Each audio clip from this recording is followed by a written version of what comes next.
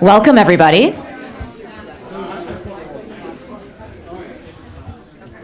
If you are able to sneak in a little bit towards the middle, that would be great for the late arrivals who often want to not be disruptive. I'm Mary Sue Barrett, President of the Metropolitan Planning Council, and welcome to our Roundtable today.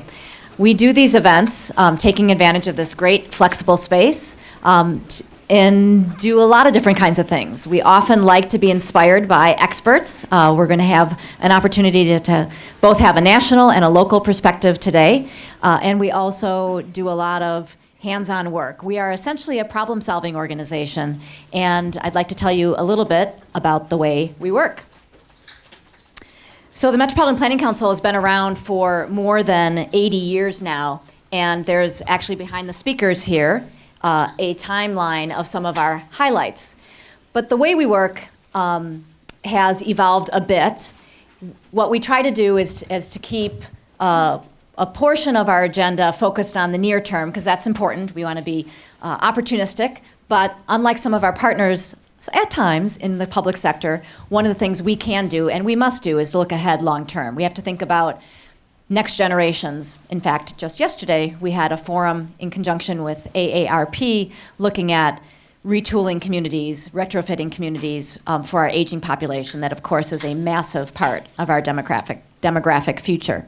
So looking at near and long-term impacts, but also working across the board to unlock our region's assets. We have many. They often are not put together and coordinated to unleash our potential.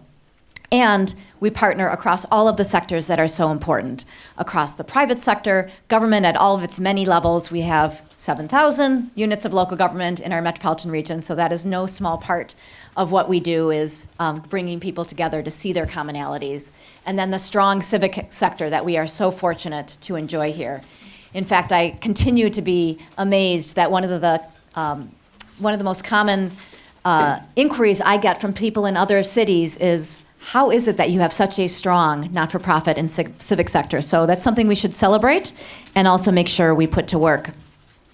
Today we are here to talk about the potential of growing inward, of taking advantage of already built-up areas that are served by infrastructure and unlocking the potential for growth in existing communities and their vibrancy.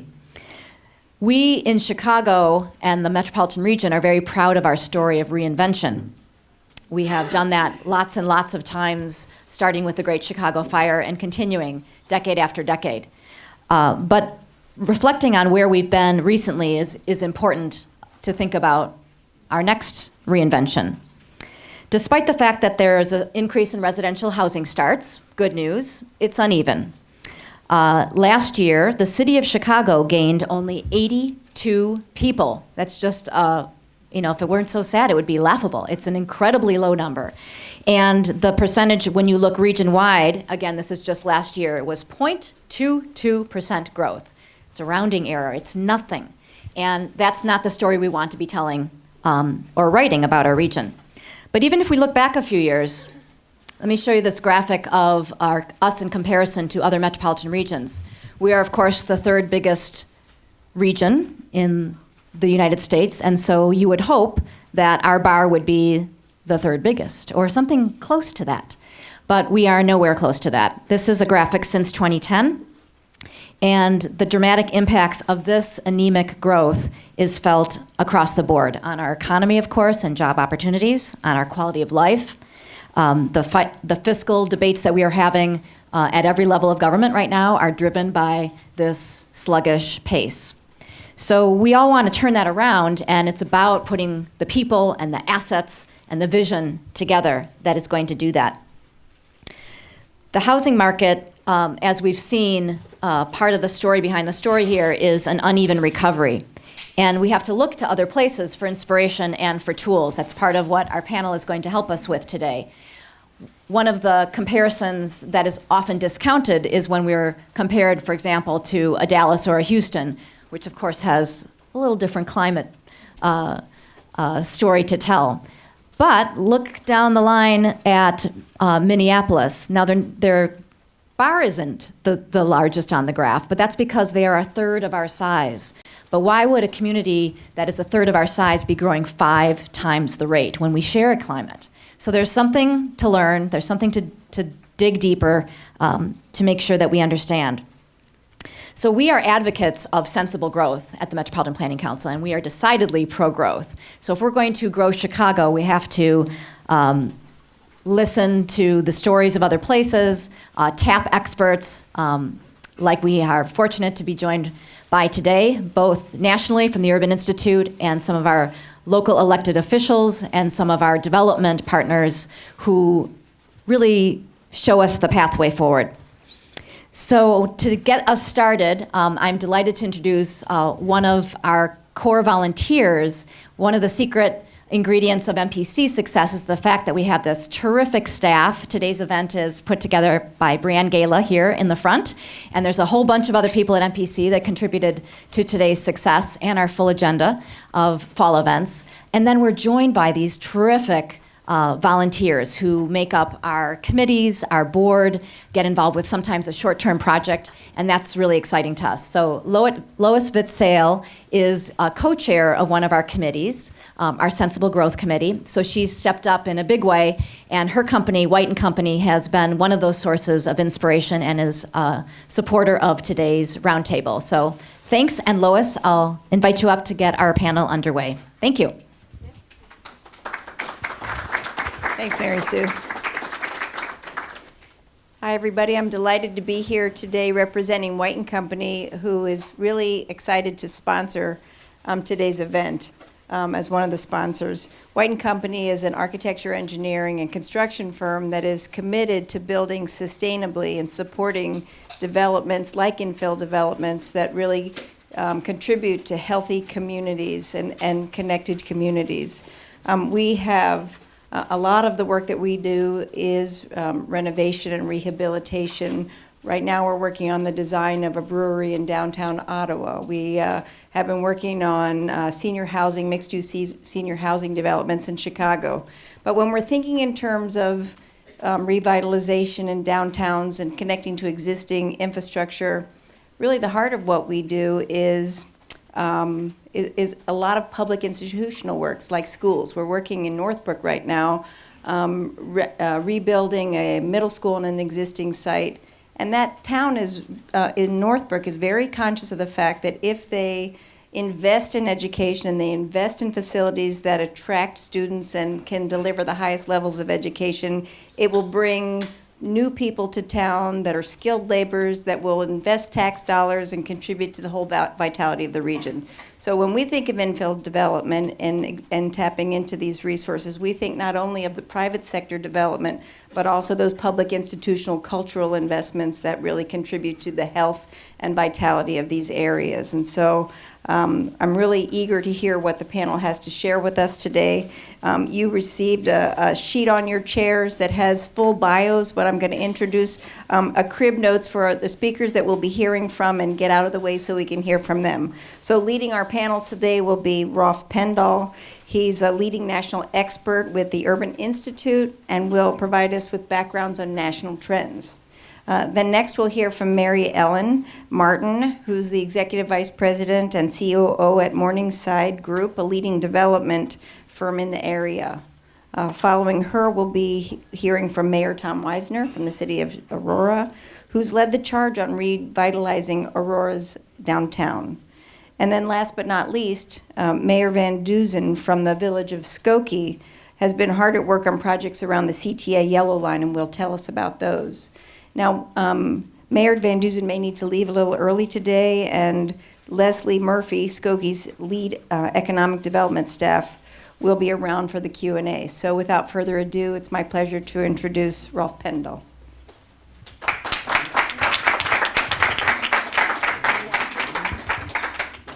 Oops. Sorry. Sorry. What's happening? Oh. Huh.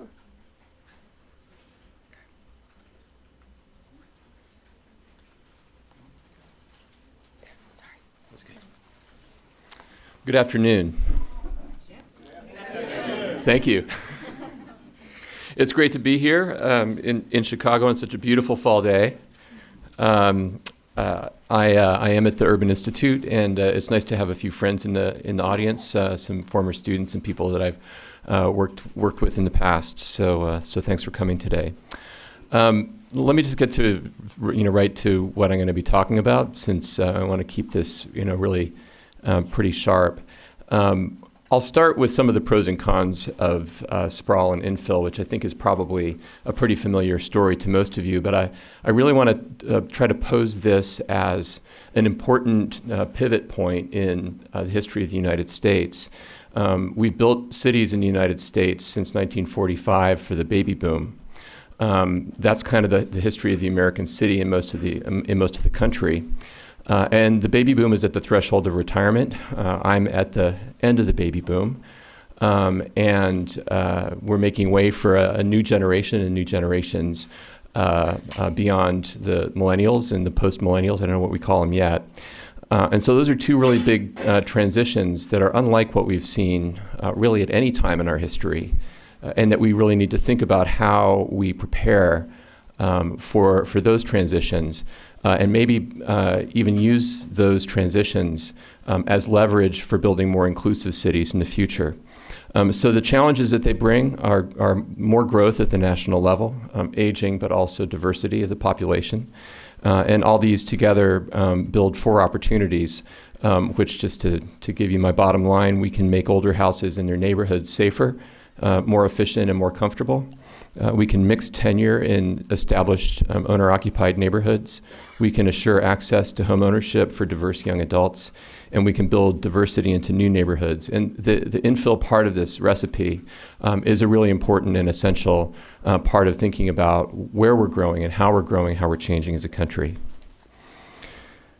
So sprawl, what is it? Low density, disconnected, single use, all housing neighborhoods like this one out at the urban fringe, retail and office developments that are built at intersections that are mainly designed for automobiles, not connected all that well between those areas and the residential areas nearby, so that you pretty much have to drive.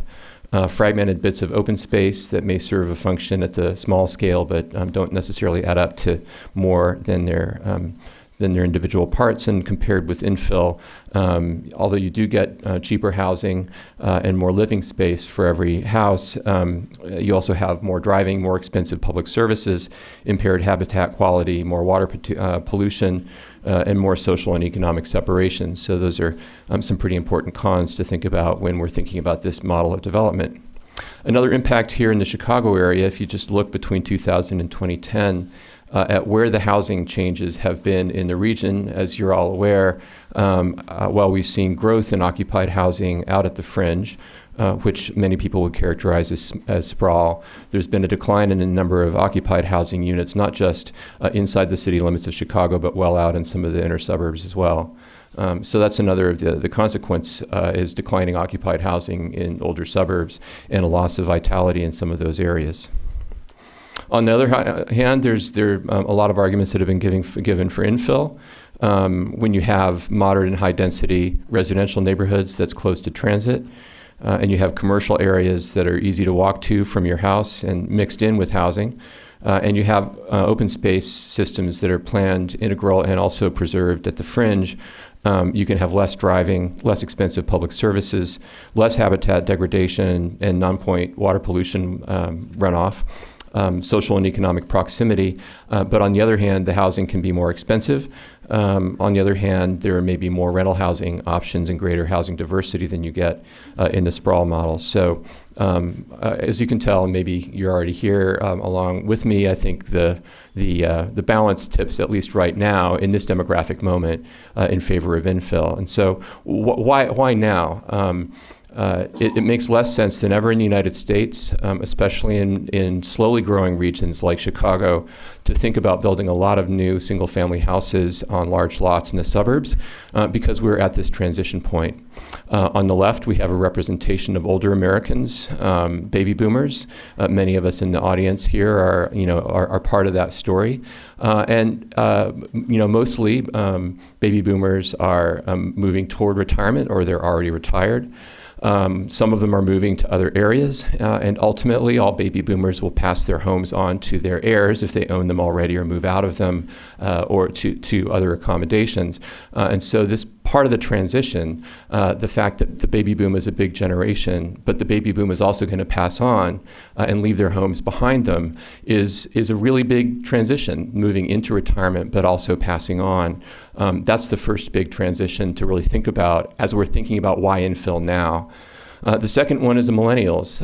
Millennial generation is diverse, more diverse than the previous generations. It's a big generation. They're getting married later, they're having kids later, they're having fewer numbers of kids.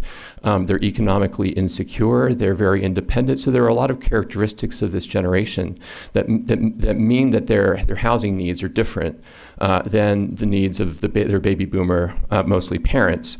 So that's a big transition, and setting this generation up so that they can afford rental housing, and then they can afford to buy houses when they get to the point where they're ready, is another important transition that we're going to be going through in the next 5, 10, 15 years. That story of economic mobility being closely tied into being able to afford your first place and buy your first place, that's pretty much hardwired into how we do things in the United States. So how do we do both of these things at the same time? And what's the size of the magnitude? A lot of the time, and Mary Sue started us out by showing us some population numbers. When you look at the population numbers, you all know that's the result of some inflow and some outflow. There's birth, there's death, there's migration. And so what I'm leading up to here is that if the number of people who are passing away every year is increasing, which it will because the baby boom is a large generation and the generation that came before them is a small generation. So if that number is increasing, that means we have a larger number of people who will in the population who will pass away. That means that we need to grow that much faster to replace that population with inflows of new people. Well, households work the same way, except at different times in the life course. People form households when they are in their late teens, early 20s into their early 30s, and usually they start by renting.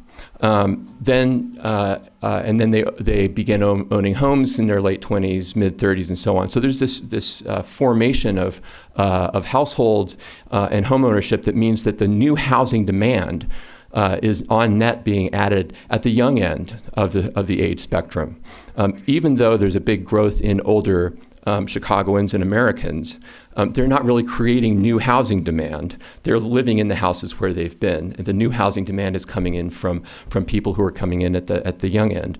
And then there's attrition which begins when people are in their 50s. The number of people who move out of the housing stock exceeds the number of people moving into the housing stock in those age groups, and then it continues from then on to increase. And then owner attrition usually exceeds owner formation in the early 60s. So thinking about this as an escalator where people are getting on for a while and then they're getting off the escalator, how many people are getting on, how many are getting off, that tells you how many people in total are living in your households. I'm trying to come up with metaphors and I'm still working on that. So the story of the next 20 years in American demography looks pretty different from the last 20 years. Here's the 90s. Okay, so this is the growth in homeowners in the 90s. This is the number of net new households formed by people under 55 who were under 55 starting in 1990. Okay, so they were under 65 by 2000. Okay, so that's on the top bar. And then the older ones were over 65 at the beginning of the 1990s. So what's happening? Who is this? Who are the members of this group? It's a large surplus of new homeowners over those who are tracking out of homeownership. That's the baby boomers completing their transition from renting into owning. Okay, very large generation, very small generation transitioning out. So the net household formation, the net homeowner formation during that decade was pretty robust. It was about 12 million. Okay, so in the 2000s, from 2000 to 2010, the bottom bar grows because the number of people who began the decade over 55 was larger, and the number of people who were under 55 at the beginning of the decade was smaller. And so that shrinks, and then obviously the number of net new homeowners over the decade decreases pretty substantially. But note that you have two forces at work here. You have the people moving out and the people moving in. In the 2010s, that process will continue, but it'll slow down a little bit between 2010 and 2020. And then it turns around, but look what happens to the net. Okay, so the light blue bar on the bottom means that more baby boomers will begin to join the rank of people who will pass away in the United States, and they will leave their homes to new occupants. But the millennials will start buying houses in larger numbers, and so that will start to balance out. So the real question from a national perspective, and then even down to the local scale, is how do we manage this transition in a graceful way so that the right people are in the right places to buy the right houses, so that you have somebody to sell your house to and you have somebody you can buy a house from. So that's on the homeowner side. On the renter side looks really different in the next 10 years, much more so, much more distinctive than even the homeowners do. So the 90s, as I said, that was when the millennials were tracking out of renter and into homeowner. So you see that those numbers are almost balanced. There's very little net growth in renters over the 1990s. That happens, that grows in the 2000s. It'll grow even more from 2010 to 2030, and then it evens off again as millennials begin tracking out of renting into homeowning. So that's sort of thinking about where we are now. We're at a really big renter moment now, but we're also in a moment of transition from baby boomers to millennials in the coming 5 to 8 to 10 years. We're doing this project, and Brianne's already given me the 1 minute sign, so I have to really pick up the pace here. But different parts of the United States are growing at different rates, and they're likely to grow at different rates. If you look at Mapping America's Futures on the Urban Institute website, you can sort of play with different scenarios for how much different parts of the United States are going to grow by age and race and stuff. And this is my project, so of course it's kind of my baby, so I want you to look at it. Keep note of that. So here's what. Based on Mapping America's Futures, one of the scenarios says that Chicago's population trajectory looks like by age over the next 20 years. Very little growth and even decline in the population under 55 and large growth of population over 55, enough so that the region's entire population is growing. So keeping in mind where I was a moment ago and saying that the 55 plus population is on net donors of housing, essentially, but you still have the creation of new households from these 15 to say 54-year-olds. That's kind of the handoff, and exactly how much, where the numbers and how the numbers align is something that we're working on right now. So given that we're not in the position of having to grow a whole lot of new housing, but rather managing a transition of established households, there's a bit of new housing demand, definitely, but there's also a big transition.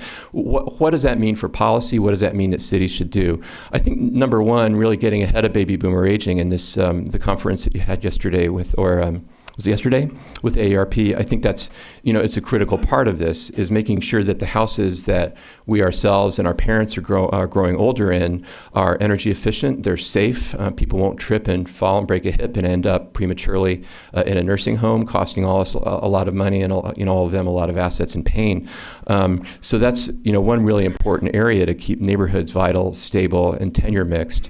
Another one is thinking about the suburban land use as being less dense than the current residents really need. They were built for families with many people in them, and now they have single people in large houses. Those lots could, in fact, accommodate a lot of accessory apartments, for example, or additional units.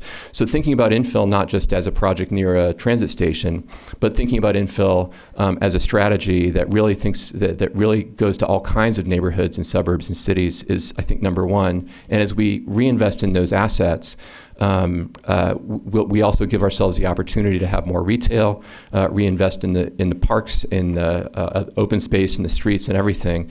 That to me is a critical sort of part of the foundation of the move.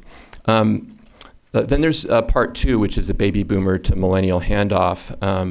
The fact that many of these older neighborhoods are mostly single-family neighborhoods may offer an opportunity to think about some tenure mixing, which gets you more inclusion and presents the possibility of moving to a neighborhood as a renter, establishing yourself affordably, and then thinking about becoming one of your own homeowning neighbors over time. That mobility in place, in a way, is, I think, a model that we could really think about. What would that mean to design communities that allowed that? But in order to do that, we're going to need to increase access to homeownership for people who are right now locked out of housing markets. So that's a national move on mortgage policy.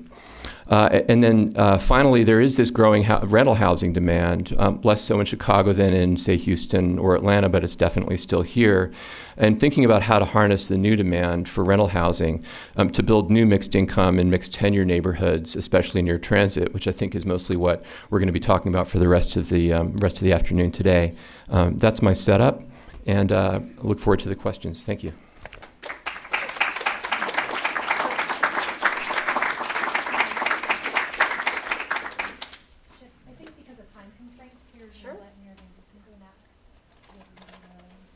Let me think about, sorry, don't look ahead. Okay.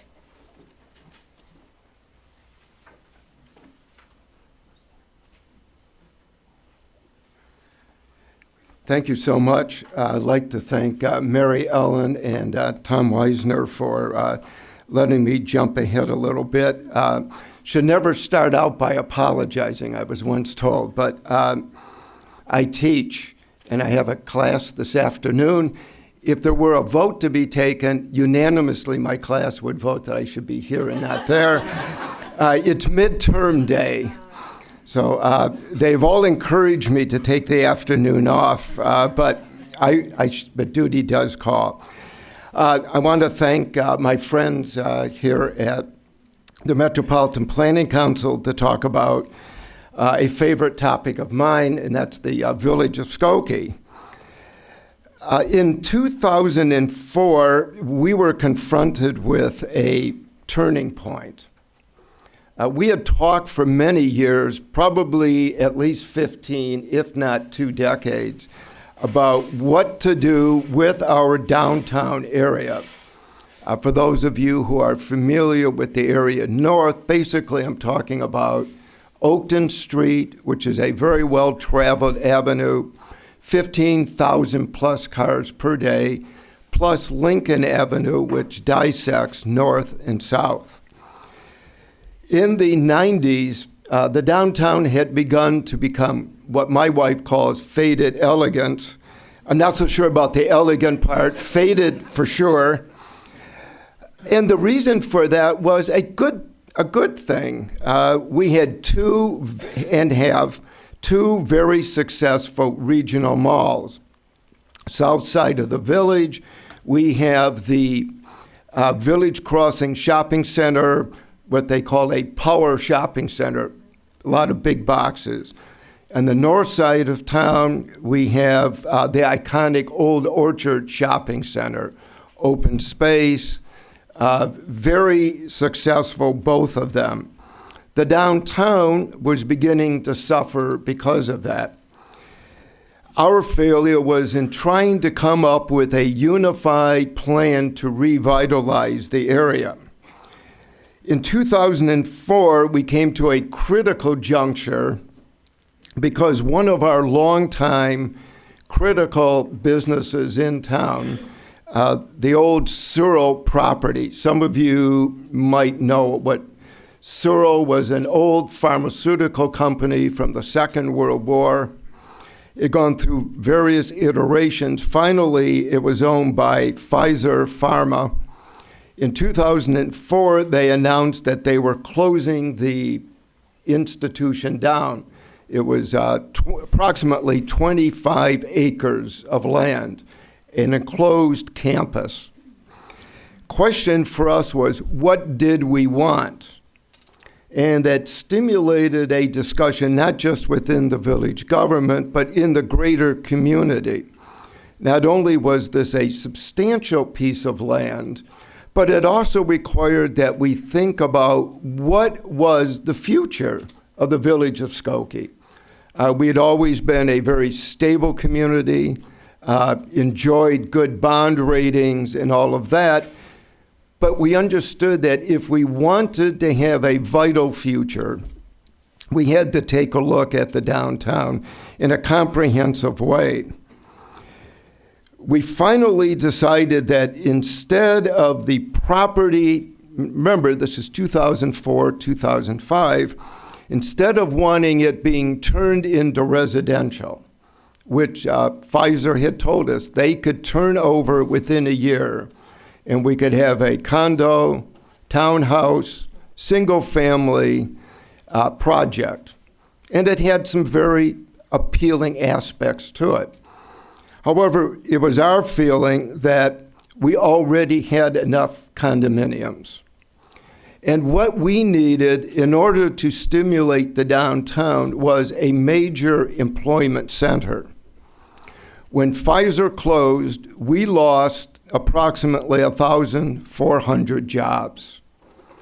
And those jobs meant people in the downtown area going to the shops, frequenting our library, and commuting to and from our village, and hopefully carrying a message that we were a place to visit and to come to, and perhaps to live permanently. From that, we developed a three-legged plan for the village. The first was that we wanted a high-tech park. So we worked with Pfizer to recruit a company that specialized in the development of research and development parks. We wound up, fortunately, with a company called Forest City Enterprises. Some of you may know Forest City. 80% of their business around the country is residential. 20% is in high-tech research parks. They have several very successful around the country. Baltimore at Johns Hopkins, one in Boston just outside of MIT. We worked with the state in putting together a plan along with Forest City. Forest City agreed to put in between $100 and $150 million. The village agreed to create a tax increment financing district in order to accomplish this. And the state of Illinois pledged upwards of $15 million in infrastructure money to help incentivize the program. All in all, we were talking about a $150 million project. We got that underway in 2005, but the big linchpin to the whole thing was the second part of our core plan, which was taking a look and addressing how are we going to get employees to the park and to the downtown area. That meant developing the yellow line and having a station in the downtown. With cooperation from our federal representatives, the village managed to leverage $20 million, 14 from the federal government, 6 from the village of Skokie. And we created a downtown stop, and it's on the slide. I don't know if we can, there it is. If you look at it, it literally traverses from Oakton Street, which would be to your right, all the way to the entryway into the research park. The idea was easy on, easy off, but we wanted all of the companies and their employees to access the downtown area. The village, working with Forest City, not only created the CT station, we have now managed to recruit upwards of 25 different high-tech companies into the park. We have restored all of the employees that left at the time that Pfizer closed down. The final leg, not so easy, was what to do about Oakton Street. It's a lot easier to attract companies to the tech park if there are amenities, restaurants, retail shops, an area for them to be able to walk around. We decided, and this was our village manager's idea. You don't find mayors giving village managers credit a lot of time, but in this case, Al Rigoni, our village manager at the time, came and said, we're stuck. We need somebody from the outside to come in and give us fresh eyes. Somebody who does development planning but doesn't know Skokie. Fresh eyes. We engaged Carol Geis at 4 Insights to do this, and we did it at the beginning of the recession, 2008. If ever the idea that every crisis is an opportunity, that is what Carol preached. She said, now is the time to do the planning. Outline your financing for the downtown. Outline what it is you want to do. And she established for us some very basic principles. All in all, the village followed Carol's ideas, and we have invested in the neighborhood of an additional $15 million into streetscaping, incentive programs, and you can see the product of some of this here. It's much more walkable now, much more approachable. It's very friendly for bicyclists, and all of the businesses in the park and in the neighboring residential neighborhood can enjoy this. We open the tech park from a closed to a very open campus so that it is fully integrated and virtually is a park for the neighborhood and is integrated both physically as well as abstractly with the downtown area. It's a work in progress. We still have some projects that we are interested in doing. And those of you who are developers, please see us. We have some work that we'd be happy to do with you. So with that, I think my time is up. Thank you very much. I appreciate it. And again, Mary Ellen, Tom, thank you for letting me go ahead.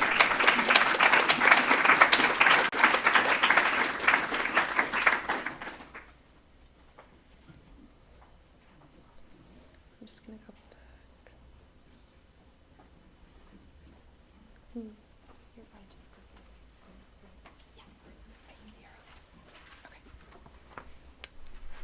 Good afternoon. Hey. Thank you for inviting me to participate. This is quite a panel, so it's a little intimidating, but I appreciate the opportunity.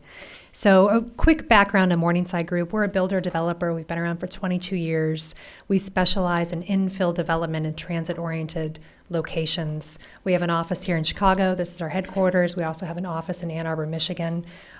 We're not a terribly big company by number size, but we like to do some big projects. We're very careful about the projects that we do.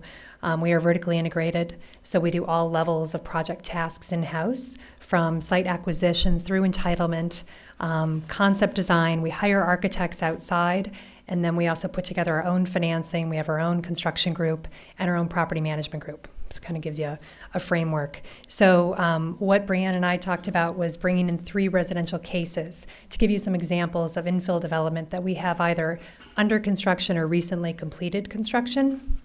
On the top is a project called Wheaton 121. It's 306 units in downtown Wheaton, Illinois. It's about 4 blocks from the metro station, about 3 blocks from Roosevelt Road, which is a major arterial, about 50,000 vehicles per day. Number 2 is North Shore 770.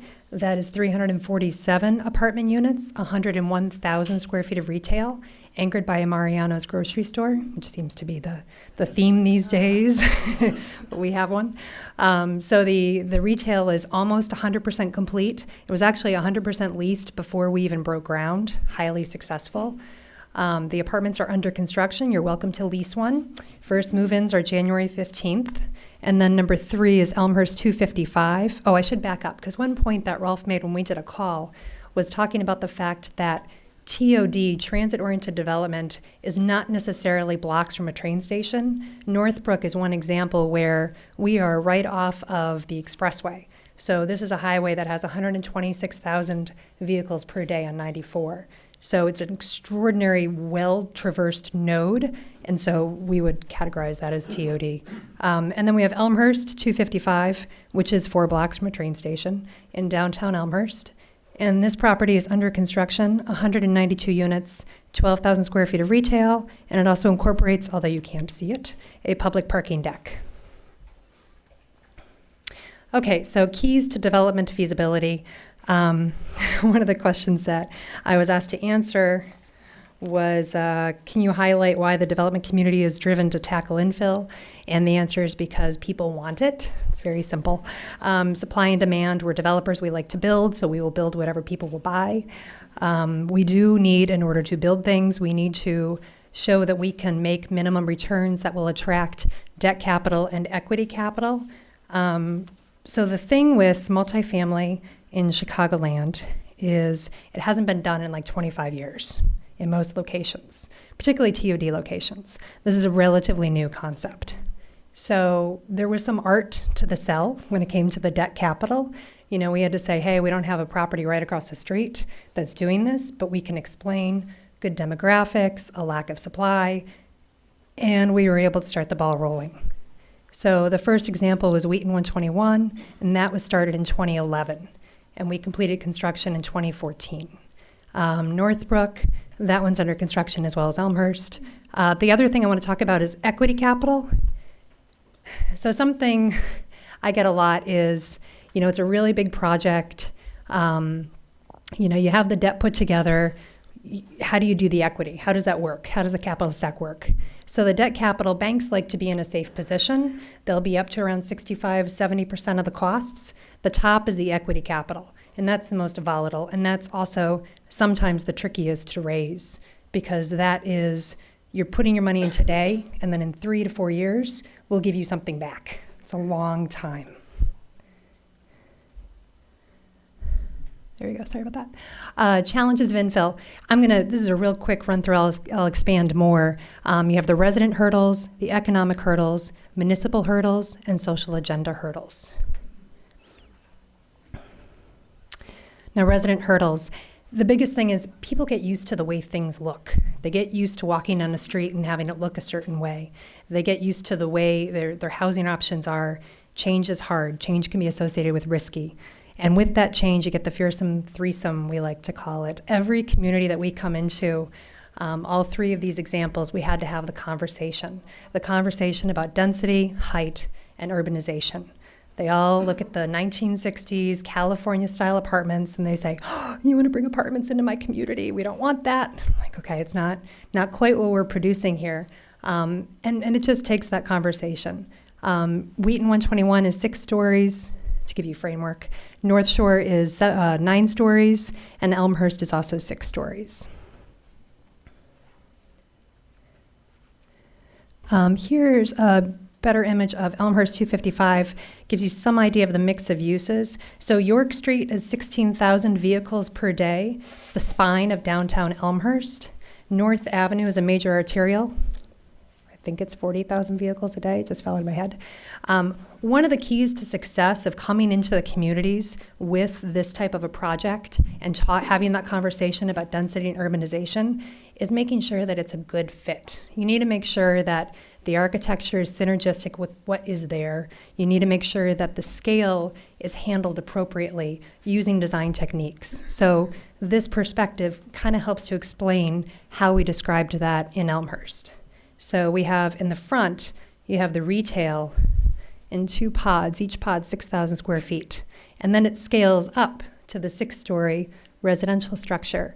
And then it's a little difficult to see in this perspective, but you get up to the next street is Addison, which is primarily residential, and we put on a 3-story structure there to be more in scale with the existing single family and attached product. And that really helped the conversation. People said, okay, I'm not gonna feel like it's this big thing. And a challenge of this site is it is an entire block.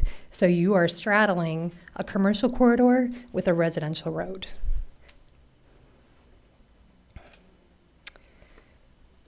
Okay, economic hurdles. We have high land costs. So this is the nature of infill. Generally, the sites that we're looking at have some sort of use on them that is generating income or value to the community. It's difficult to justify selling that property and then still have money left over to build the development. Environmental remediation. This is another nature of infill. All of our projects up here involved environmental remediation. These are mostly mature communities. These are infill locations. People used heating oil back in the day. We had dry cleaners where you used to go. My mom told me about this after I found one. But the laundromats where you put in the coins, you do your dry cleaning, and then the people that work there take the chemicals and dump them down the drain, and that causes problems. So that's not a good thing. But those are all basic. We see it in every property. Like I said, it all can be fixed. It all can be remediated. It just costs some money. And that's where TIF and public-private partnerships are so important for this infill development. The last thing to talk about with economic hurdles is impact fees. These are really tough because they can stop the project before it can get started. This is the school, the park, the library. A lot of these projects, I would say all of our projects right here, generate little to no child population. Most of them are in mature communities where they have a lot of single-family housing stock that a big family would rather be in. So to levy the same impact fees is often disproportionate as a single-family home. And communities, like Mayor Van Dusen talked about, spent a lot of the recession kind of revisiting the ordinances, and some have kind of brought in multifamily as a concept, but not all have. So that can be a challenge. Utility infrastructure fees, I'll get back to utilities because that can be a challenge. So municipal hurdles, so entitlement costs. So time is money. Attorneys are really expensive, so they charge by the hour. In terms of entitlement, Northbrook, we were looking at a 16-month entitlement process. Elmhurst, we responded to an RFP in 2006, and we didn't break ground until this summer, June of 2015. So that's a lot of work. One challenge also can be parking requirements. TOD often involves structured parking, which is really expensive, and the income generated from that parking space generally does not justify the construction of that space. One problem also is quantity. So these zoning codes often call for 2 cars per unit, 2.5 cars per unit. The reality is a 900 square foot unit isn't going to have 2.5 cars. I can tell you in Wheaton, our parking ratio is 1.4. In Northbrook, it's 1.7 cars to unit. And then in Elmhurst, it's 1.7. And we anticipate surplus in both Northbrook and Elmhurst. Infrastructure deficiencies. So I don't want to forget about this. So I'm a civil engineer by background. That was my training. And back in school, they teach you, the 50-year life of the concrete pipe and the 50 to 75-year life of the cast iron. And the reality is in these mature communities, most of the pipes have been on the ground for 100 years or more. And so they use new development as the opportunity to upgrade their infrastructure. And that is where TIF and public-private partnership can be so important. Here's another perspective of Wheaton. Here, I wanted to give you a flavor of kind of the new way of living, too, in these communities. The bottom here gives you an idea of context. You can see the train lines running along the bottom of the screen and the property and how it fits within the community. Train station is actually right over here in the corner. In terms of the lifestyle, this is a new lifestyle. These are smaller units. With social media, everyone is so disconnected. I think people miss people. They miss the conversation with their neighbor. And we create the communities where then they can have that happenstance conversation. And here you can see the interior courtyard of the property at Wheaton. We have similar courtyards at Northbrook and Elmhurst. They're just not all green and pretty yet, but they'll look like that. And it also gives you an idea of the interior finishes. So this is a product that just did not exist before the last 4 years. There was about 25 years where nothing was developed for this type of an option. Social agenda hurdles, this can also be a barrier to infill. Affordable housing, prevailing wage, MBE, WB, DB. The last one we don't see as much in the suburbs. It's a big issue in the city. Affordable housing, that's always a conversation too. A lot of it has to do with how the social policy is administered. Because to come into a community and say you should make 10% of your brand new, highly amenitized, ultra luxury apartment community affordable maybe isn't the best use of that dollar. Maybe that dollar should be used for buying other properties and creating nice housing for people as opposed to ultra luxury housing for people. And I think that's it. I got my timer. Thank you very much. I appreciate your time.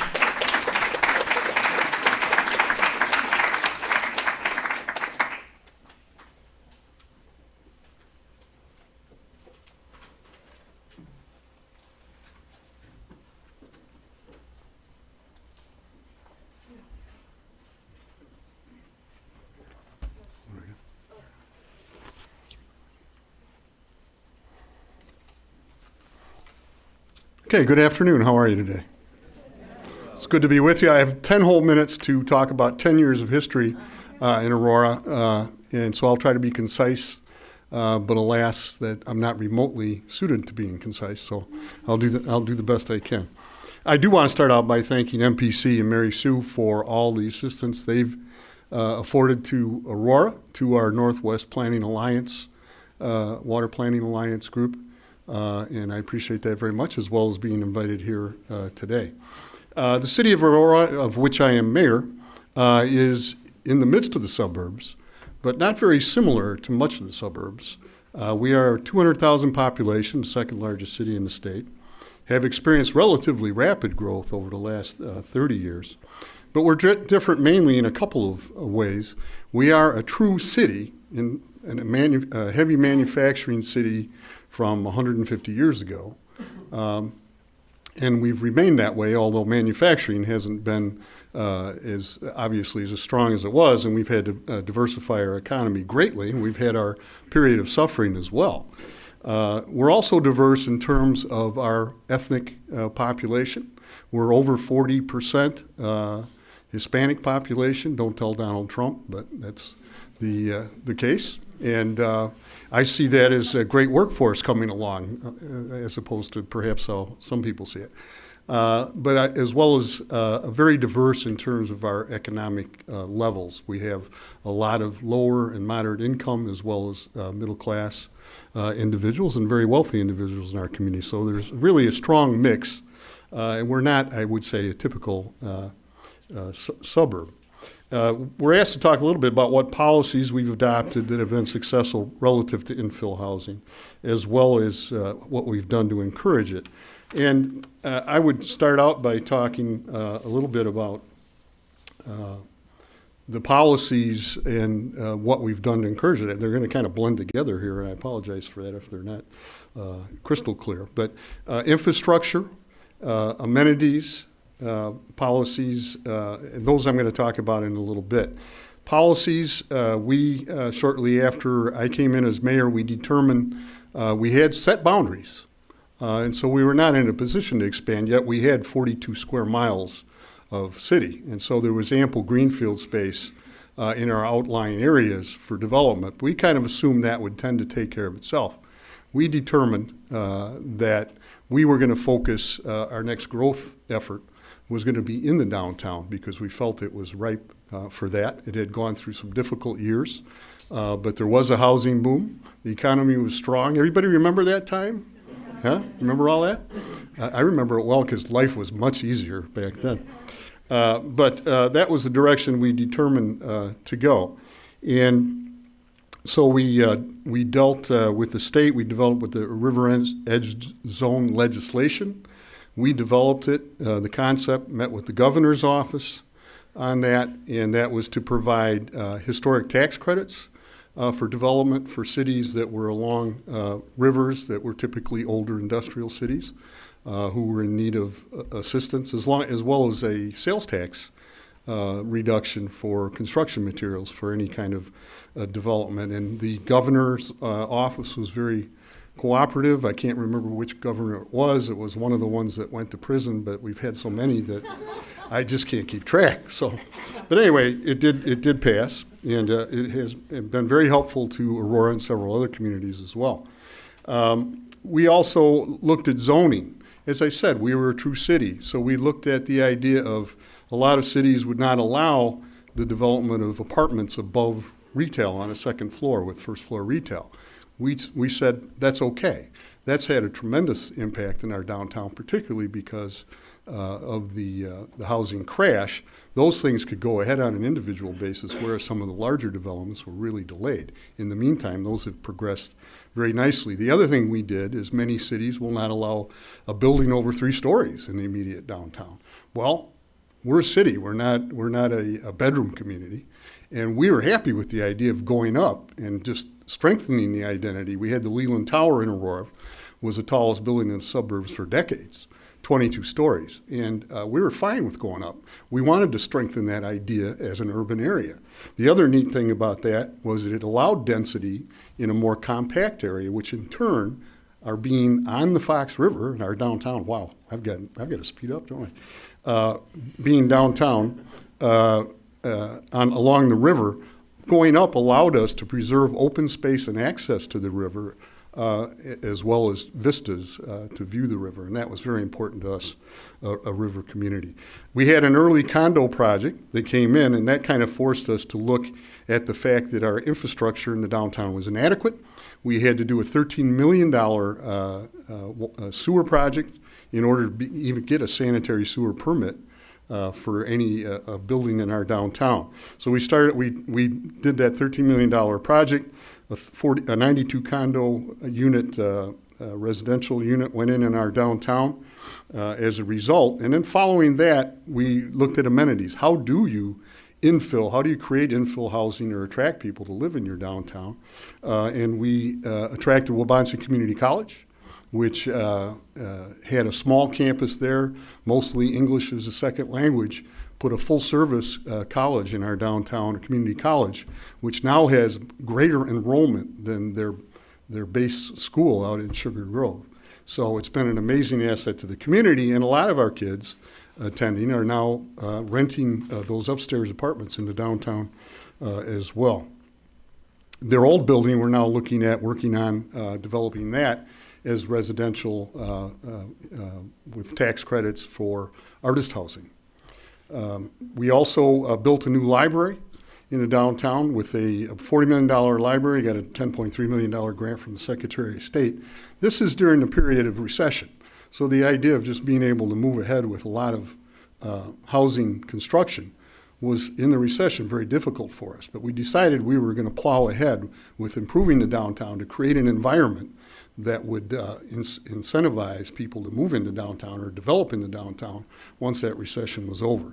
So we constructed a $40 million library, which is absolutely loaded with technology. We assume that everybody has a laptop at home, and kids in our community, many of them don't. They need somewhere to go to access that technology. So we have everything from the laptops to 3D printers in this library that kids can access within our community. It's already receiving heavy use. We have an Elks building in Aurora now that we're coming out of the recession. Private developer is now developing what was the old Elks building. It's a very rare Mayan revival architecture, which is being redone, and will be 29 apartments in that. I'd be remiss if I didn't, when we talk about amenities, the Paramount Theater, which you may have heard about today, is a theater, a beautiful Art Deco 1931 theater in our downtown. 5 years ago, it attracted about 52,000 people during the entire season. Last year, we attracted over 300,000 people. And we did that by creating our own locally produced Broadway series, which last night, or about a month ago, was nominated for 16 Jeff Awards, which is the Chicago area version the Tony Awards in New York. And last night received five awards, and one of those being the best musical production in the entire Chicagoland. So, and that was in our first year of eligibility. That is attracting many people. So when I talk about amenities, we're creating activity in the downtown. How do you do infill housing? You get people to come to your downtown so that you create the environment where, and we have artists out there constantly, actors, artists. We have First Fridays. We have our own little element of artists in the downtown who are just blossoming. And all these things are now creating a demand for housing. And as we come out of the recession, we've got a number of things underway. We have the St. Charles Hospital, Old St. Charles Hospital, which is about 100 units there that is now moving ahead with the tax credits, et cetera. And a beautiful old building, absolutely beautiful old building that will be senior housing residents right on the edge of the downtown. All of these things we look as TOD because we have the Aurora Transportation Center on Route 25 right on the south edge of our downtown. So we look at all of these things as TOD developments. Another thing that we've done more recently is River Edge Park, right across from the ATC along the Fox River. And that is a music venue that's been open now for 3 years. People can access it through the Metro line. But beyond that, we have in mid stages a bridge that will cross the Fox River and touch on the south end of River Edge Park, but create access to the train station. And that will let the west side access by pedestrian or bicycle the train station. The housing over in that area of our town is all old historic housing. And so that will incentivize people to invest in that neighborhood, improve that neighborhood, preserve that neighborhood, because they'll be able to live there and have access to the train station as well as River Edge Park. So these are all things that, and again, I apologize, in 10 minutes it's very difficult to do it. The other thing I will say, though, in our downtown, we have a city that was a bunch of one-way streets in the downtown. And 50 years ago, the engineers ruled the world. And they said, what's the fastest way to get people through the downtown? And that was it, do one-way streets. And so we had those for 50 years. We have taken those and turned most of those into two-way streets and gone so far as to put bump outs at intersections to slow traffic down. And by golly, what's happened? We're seeing people walking, pedestrians in the downtown. We're seeing people walking babies. We're seeing people walking dogs. We're suddenly seeing bicycles. We're seeing retail start to come to the back downtown that's been absent for a good 20 or 30 years since the outlet mall and the Fox Valley Mall opened up. And so we're seeing life in our downtown. That is driving now, again, because we're coming out of the recession, that's driving the demand for housing.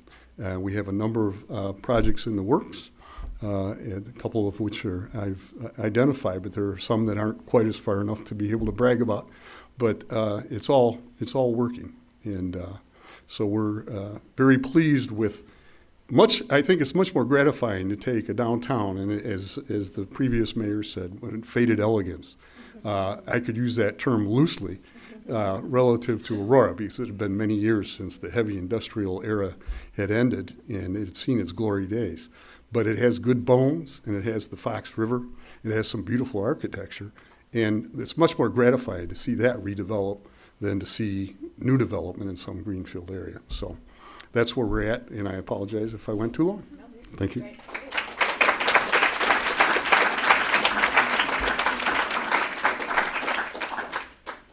So I'll be moderating the questions this afternoon, and since we've only got about 15 minutes left, maybe I'll pitch one. You all can queue up your own questions, maybe put up your hands and grab a roving microphone, because I think there's a couple people with mics. But I think the question I'd like to start out with, and maybe all of you can comment real briefly on this, we heard about the community opposition factor, but we also heard about quite a bit of advance work that communities like both Skokie and Aurora have done to make sure that that residents and the community are well prepared and they present a vision of what they want. So in a lot of ways, I think that's a good thing because it provides more certainty. On the other hand, that certainty can drive up the land price because if you have an area that everyone knows is going to be developed, in that way, people are willing to bid more for the land. So, do you all want to sort of talk a little bit about the pros and cons of doing that kind of advanced work, and whether the pros really do outweigh the cons? Thanks, Ralph. I'm Leslie Murphy. I'm the sidekick to the Mayor Van Dusen today, and he was, I think, as always, eloquent and funny. And so I promise I won't necessarily try to compete with that. But in terms of our public input, we were fortunate enough to be one of the first communities in the state to establish an early downtown TIF district. We actually have been doing TIF since the mid-'80s. I actually used to work for a consulting firm. We did a lot of them back in the '80s. But in 1989, the village had the foresight to establish a downtown tax increment financing district. So that TIF district just ended about a year ago. So we've had the good fortune to have a TIF district that periodically we would have to announce changes or amendments to, but we've always had that tool in place and we've used it to our best advantage. Notifications normally accompany a change in a tax increment area. We are in the process right now of amending the tax increment financing district that encompasses the Science and Technology Park, which the mayor referred to. And that is giving us a lot of ability to communicate our vision, our plans going forward with some of the more problematic properties that we still have in our downtown. And I always say there's a story behind every storefront. I think most of my counterparts can say that. But we've got several really difficult buildings in our downtown that we have not been able to work as well as we would like to with the owners. And so we're hoping that with another 13 years into another redevelopment project area that we'll have the time to do that. So public input is very important. We are a very transparent community, but obviously if you have tools put in place, those are there are requirements that make sure that the public as well as the overlapping taxing districts, who are our partners, are well informed. We continue to get support from our public and our taxing districts in terms of our economic development plans. Okay, from the developer perspective, before I enter a community, one of the first things that I would do is study the zoning code and the plans in place. That really helps set the framework for what has already been bought on. Like, what are they comfortable with? What can I walk in and they would say, oh, it fits the box. And then how far out of the box am I trying to go? One of the keys I always say when I enter a community, that one of the biggest, most important things for that community to have to ensure successful development is an advocate on the public side. So be it a good staff member, a strong staff member, be it strong elected official, an advocate who believes in the development. And that advocate can also come to me and say, I really don't like your plan. And then I'll get out of town pretty quick with that plan. But it definitely, you get right to the point. The second thing that is the most important when coming into a community for me is a streamlined entitlement process. I mean, time is money.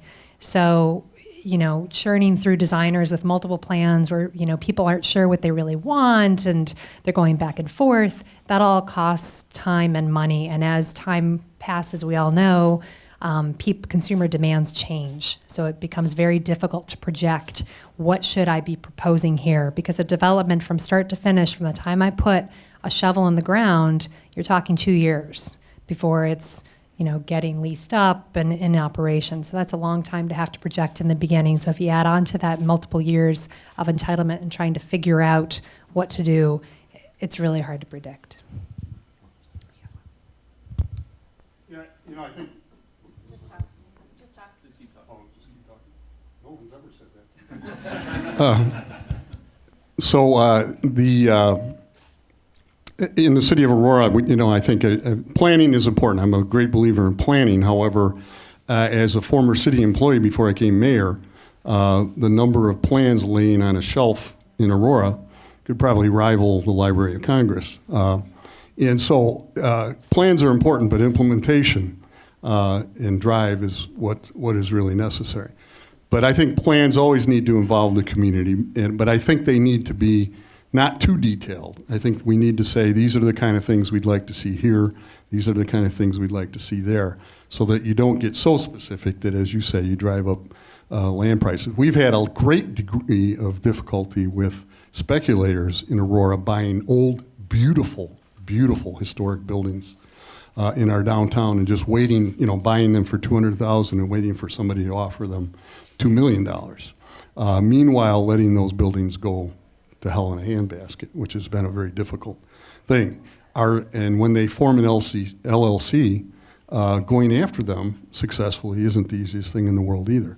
So I would almost say that we need state legislation to tighten those things up, so our communities don't lose some of the most beautiful buildings they may have in their presence. But that's been a very difficult thing for us and cost us a great deal of money. In some cases, tearing the building down because it had been let go for so long before we could get to it. But we did have a downtown redevelopment plan that did sketch out what we'd like to see in various areas, and we did utilize that in what we've been doing, and it's been very helpful. But again, plans don't mean much unless you implement them. Okay, great. So we have questions from the audience. Yeah, please wait for the mic. Thank you. I have a question for Mary Ellen. I was really struck by your comment about affordable housing because that's a big push in the city of Chicago. So my question to you, and anybody else who wants to answer, is what would it take for a municipality to have you build affordable housing in your projects? Your answer earlier was, we're building high-end luxury housing, and why don't you put affordable housing someplace else, which to a lot of people in the city of Chicago doesn't go over very well. But I was curious, increased zoning, reducing the length of the process, or what would have you now look to put affordable housing, say, in the next development you do in a municipality? I appreciate the comment, and maybe I think there was a misunderstanding. So I am not against affordable housing per se. What my thought is to make affordable the luxury unit in the brand new development. So if you're going to have $200,000 to spend toward an affordable housing, you might get one apartment unit, or maybe you get 3 apartments on another building down the block that's maybe, not a brand new building, but you can go in and put in new appliances and new flooring. There are communities that are doing that. Highland Park pops into my head. They actually have an affordable housing trust fund where what you do is you provide a cash donation, and then they pool all the money together, and they constructed, Mary Sue was shaking her head, I can't think of the name of the development, they constructed some townhomes, very lovely, that they were able to then offer up as managed affordable housing. And so then they are managed as affordable housing, and they are built consistently, and they make the maximum use of that dollar, as opposed to putting the person in the development and using that dollar for only one unit in the really high-end development. Tom's question, I think. The question I asked was, what can a municipality do to get you to put affordable housing in your project? Because there are a lot of people, and the push in the city of Chicago is to get away from in lieu of providing economically integrated developments throughout the city, rather than and we have a trust fund now, but we don't see the integration of all income levels in the communities. So the question to you is, what would it take a municipality to have you put affordable units in your project? I kind of want a municipality to chime in too. I mean, I'm aware of the city of Chicago in October 2015 just passed a new TOD ordinance, and now they require that 25% of the affordable has to be in the development itself. And the balance can be done either in lieu payment, or you put it into your development. I can't speak for all developers. Our examples are actually all in suburban locations that did not require affordable housing. That was a general philosophical talk about things that can be an impediment to development. That's a cost to the project, basically, is the simple answer. I don't know if Aurora has an affordable housing requirement. Now I'm putting you on the spot. Okay, just keep talking, right?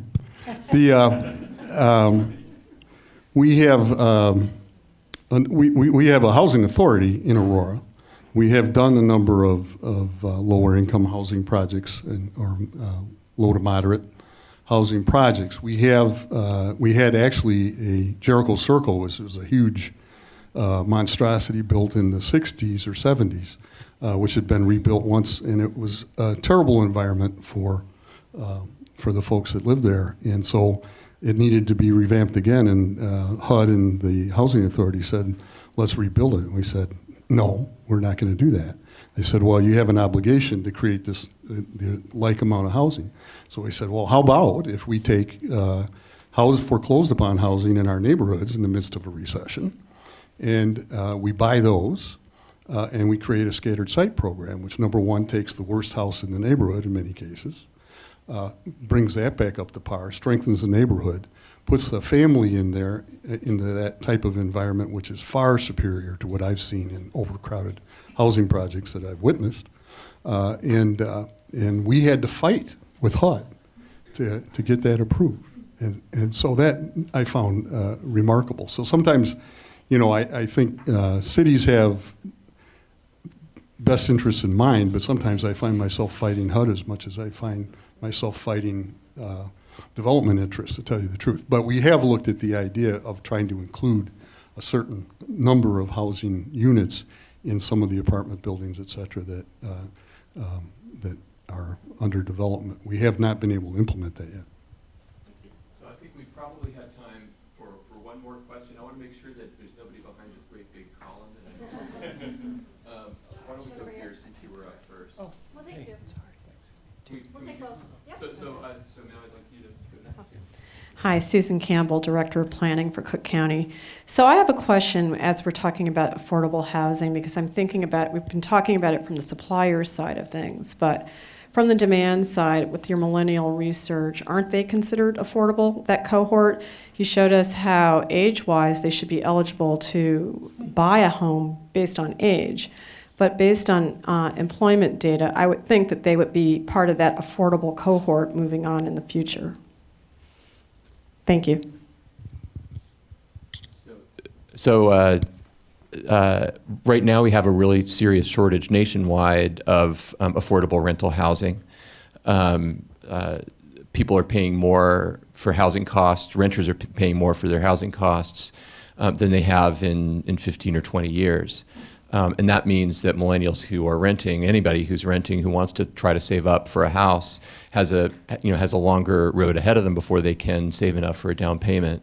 So affordability is a really serious issue. It's partly a wage issue, right? They're not making enough money from their jobs. But in addition, the supply of rental housing generally is scarce. And so thinking about how to balance out the role of private sector for-profits in the creation of new housing, we just need more rental housing. We also need more of it to be affordable, but if we don't build enough supply, if we don't create enough rental supply in most American cities, and I can't really speak to the Chicago market, but if that supply isn't there, then every single apartment that's out there is going to be more expensive. It's certainly true in Washington, D.C., in the coastal metros. So, and that rental scarcity is driven by the demographic changes. Millennials aren't even really forming households as much as they would be in a better economy and without these tight rents. But it's a tough spot right now. And as the supply constrictions continue, the rents go up, and that means that every single housing dollar that a housing authority has to work with for a housing voucher can go to a smaller number of units, right? Because the rents go up, fair market rents go up, and the housing budgets aren't going up. So I think when we're thinking about how to make sure we have enough affordable housing, looking at the entire gamut of both sources and potential uses of where our money goes, but also our land use authority and who needs the housing and where it is. It opens up a land use conversation that I think could be more productive. Unfortunately, a lot of it you end up in a tug of war between people who ought to sometimes be on the same side. But the one response I'd like to say to that is I just read in the paper that HUD is selling some of the foreclosed housing to groups that form capital and buy them in lots and selling them at 30% discounts. Wouldn't it be nice if they made those available to our housing authorities the same way. So one more question. Just, yeah, if I can, it's very much related to what you were just talking about, Ralph. I mean, you gave us a great analysis about kind of the population trends and demographics. I'm just wondering, how are those demographics affecting the work from a planning standpoint as well as development standpoint that you're doing right now to the other panelists? I mean, what you're currently looking at and maybe what you're looking in the future trends would be based upon those kind of new demographics. Well, my background is in economic development, and of course, it does from time to time involve mixed use or residential projects. But I'm told from our planners at the village that we have had a surplus of affordable housing in Skokie for a number of years. And so, in terms of what we're focused on right now, it's obviously serving the growing community that is starting to work at our Illinois Science and Technology Park. We know that there are a number of people coming in from out of town that are in early jobs in the science and bioscience areas and are probably not making that much money yet. So we are looking at several different areas in and around our downtown, most notably at the corner of Lincoln and Oakton, as well as over near the new CTA station. We've got a number of properties that have been in foreclosure, and we've been talking to a variety of developers to do what they call now also workforce housing, affordable housing, the blended. We're interested in that because we've been trying to get what some of our neighbors have been getting pretty readily, and we just don't seem to have that because we haven't had new rental developed in Skokie in a number of years, so we don't have the comps. So we're being very open in hearing what the developers are saying, that perhaps a blend of some of this housing might be better suited for the area closest to our CTA stations as well as the Illinois Science and Technology Park. And the last area that I didn't get a chance to, or the mayor didn't get a chance to touch on, is 4 blocks south of our downtown is Oakton Community College's Skokie campus. 4,000 young millennials are going there on a regular basis. We are looking at 3 or 4 blocks in that area to perhaps work with some of the owners to create some more housing for those teachers as well as students that are coming into our town every day and very rarely coming up into the downtown. We're trying to make those linkages stronger. I see the high sign for Mary Sue. One quick comment, yes. Okay, quick comments from others? I'll make a quick comment. So demographics, I touched on this a little bit in my presentation. I think the trend is people don't necessarily want to be locked away in the big house all by themselves. So there's a trend to the smaller unit size, and people are living outside of their apartment, but in the community. So the amenity spaces are becoming much larger and gadgeted up to the hilt. So everything is, Wi-Fi and all the community space. That speaks to how people recreate these days, as well as just areas to happenstance gather. So coffee stations are really big. It creates more boundary, like you get to know your neighbors, but I don't know. Does that answer I think that answers the question. Yeah, I would just say 2 of the projects that I talked about, the St. Charles Hospital, senior housing, and the other artist housing, I think both fall under the classification of affordable housing and get IDA tax credits, et cetera, as well. So. Thank you to all of you for terrific presentations and an engaged dialogue. I realize that we had many more questions in the audience today, so if you have a few minutes, there are definitely people to talk to. Our introducer, Lois Vitsail, only had a chance to say a word or two, but she's the chief sustainability officer for White & Company, and is a terrific resource. So she's a person. In the back of the room are several MPC staff. I want to especially acknowledge Marisa Navarra, if you could wave, our director of community development here at MPC, another good person to talk to. And my warmest thanks to all of you for the time you put into preparing for today. Rolf, it's great to have you in town. Please stay tuned. We are scheming on an exciting partnership, MPC and Urban Institute, so we'll have more to share about that with you at a future gathering. And to Mayors Van Dusen and Mayor Weisner, who took the chance to share from their own perspective. Mary Ellen, you as well. I know that you can pay a lot of money to go to a real estate gathering to hear presentations like this, and we got it at a very affordable price.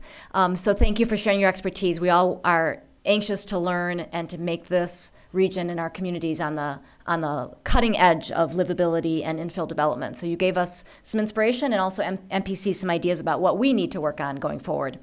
If you enjoyed today, I hope you'll join us for some of our upcoming events, which are displayed here on the screen. We do have a number of things coming up both during the day, like a roundtable on water utilities and water infrastructure on October 15th. In the middle, you'll see promotions for our after-work events, our Urban Think and Drinks. We've got a few authors coming up, Sam Schwartz and Gabe Klein, which will be interesting events talking about the retooling of our cities as they become a little less car-dependent over time.